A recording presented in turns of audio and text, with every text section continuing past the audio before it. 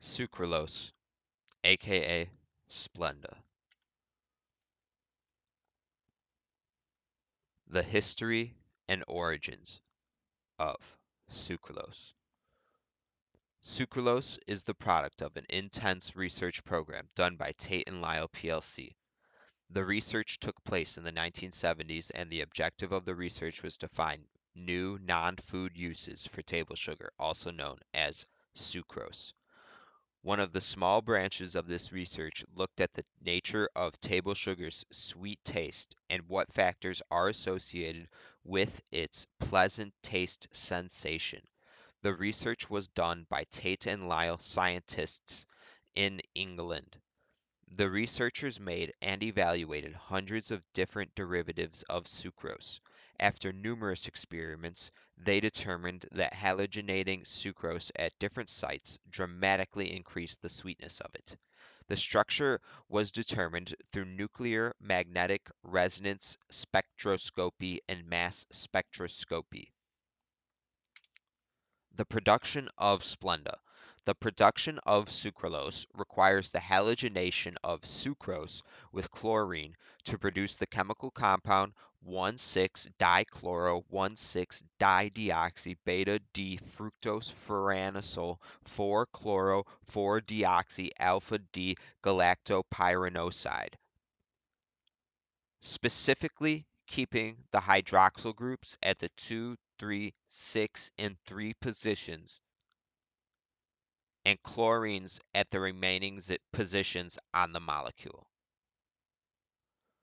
The basic process is the selective protection of the essential hydroxyl groups, followed by chlorination, deblocking, and purification. Sucralose can be crystallized from an aqueous solution and can be produced to a high level of purity and consistency. Some of the uses of sucralose include being a sugar-free sweetener in reduced sugar or sugar-free products, a calorie-free sweetener in reduced calorie products. It can be blended with other artificial sweeteners to make a blend that is more appealing to the palate, and it has excellent stability as a chemical, so it's great for baking and cooking with. Foodstuffs that contain sucralose. So the main thing you will see sucralose in is diet soda. That is because sucralose is good at surviving an acidic environment, and it is good at surviving a high temperature, and it will not break down, and it will be able to maintain its taste throughout that. Many other artificial sweeteners will break down in flavor and leave aftertastes if they sit for too long, but sucralose does not do that. It's also used in sugar-free candy. It's used in sugar-free or reduced sugar baked goods, sauces as barbecue sauce or ketchup. It's added to coffee or tea. It has almost endless uses. You just got to be creative. The functional properties of sucralose. So it reduces the calories in foods because it is a non-nutritive sweetener, meaning it imparts no nutrients, and it should not be metabolically processed, but there is some um, reason to believe it may be slightly metabolically processed. But in terms of Splenda's 3.4 calories per serving, it is because it is complexed with maltodextrin, which is a bulking agent. Because if you were getting an actual bag of just sucralose, it would be a very small amount, I believe, because it's 600 times sweeter than sugar. So imagine how much sugar is in a sugar packet, and then imagine one Splenda packet is equal to however many, so like that. And then over time, sucralose slowly breaks down into 4-chlorogalactose and 1,6-dichlorofructose. Specifically in acid conditions, it hydrolyzes into those two saccharides. Uh, Sucralose will not break down any more than this, so it is safe to be stored for long periods of times at high temperatures and in acidic environments.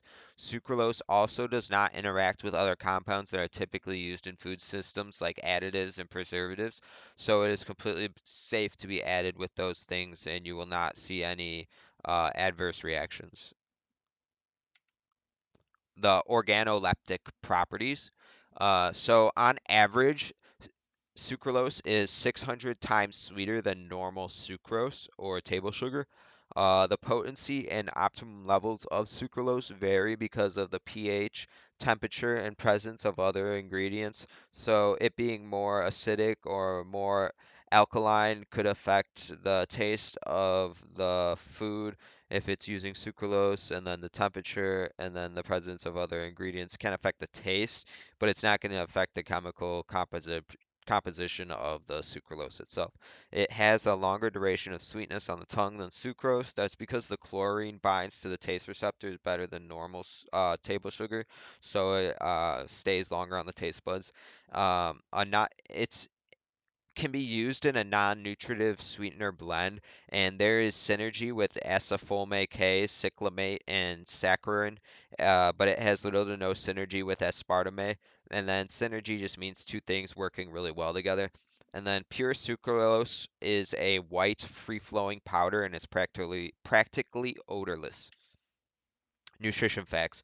One packet of Splenda contains 3.4 calories. Once again, I believe that is because it is complexed or mixed with maltodextrin as a bulking agent. Because once again, if you were getting an actual little packet of sucralose and it was only sucralose, it would probably be a very, very, very tiny amount, and it'd be harder to like measure with and stuff. So a bulking agent is probably used for like baking and stuff, and they just do it for everything then. There is evidence to suggest that sucralose is metabolically processed in some way. I did read a study that said it might be processed in some way. It's been elucidated to, but it's not 100% confirmed. And there are no nutrients in any number of servings of sucralose. It is a non-nutritive sweetener, so it should not impart any caloric content. But once again, that is not 100% confirmed. It may be processed somehow metabolically. And then the health effects. Sucralose can be used to reduce the glycemic impact of foods that normally would have a high glycemic impact. So it makes sense that getting rid of the sugar in some kind of food and replacing it with sucralose would lower the glycemic impact.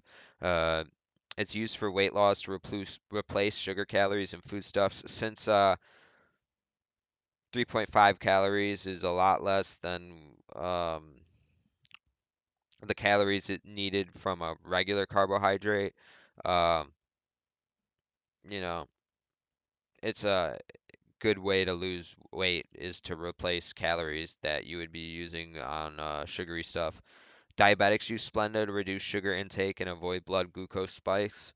Sucralose is highly tolerable, but if you're suffering from adverse effects like an upset stomach, reduce consumption and titrate up. So like just don't drink too much soda pop with sucralose in it or like use too much artificial sweeteners all at once because it might upset your stomach, and you could just titrate up instead of just binging it all at once. And then Sucralose can also be added to dairy products since sucralose is not metabolized by nor interferes with the action of food-related microorganisms. It can be present during the fermentation of yogurt without being broken down. So you can add this stuff to different fermented dairy products. It's not going to be eaten by the bacteria and is safe to keep in there for the sweet effects. Because if it's eaten by the bacteria, it might not impart the same sweetness. And then these are the references. This has been Kirk Espeland. Thank you for listening to my presentation on Splenda.